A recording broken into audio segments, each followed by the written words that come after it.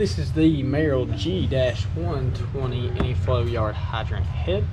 Now this one is for the 3/4 inch inlet residential Anyflow hydrants. So we can go ahead and get this out of the box here.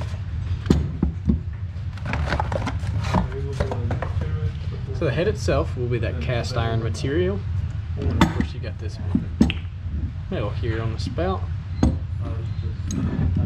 And down here you've got the connection. And this side will be hexed. Coming up, you got the 2 link plates, the pivot connector and bolts here, and then the packing nut there as well, and of course the handle and the handle bolts.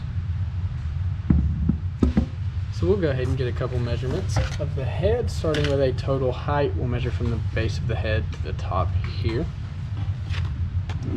So with that, turn it sideways. That, you can see it measures right at about 6.5 inches. And then we can also measure the length of the spout. The spout will start here.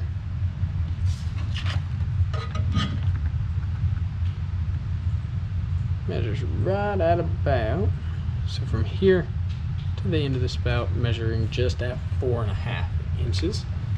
And we can also get a total length of the handle,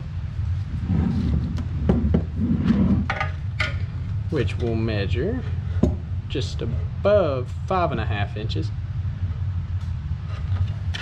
And then we will get an outside and inside diameter down here at these threads.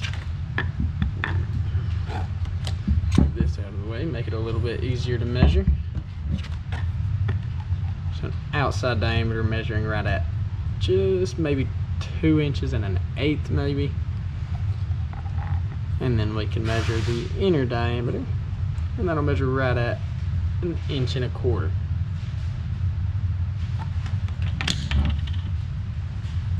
So once again, this is the Merrill G-120 Anyflow hydrant head.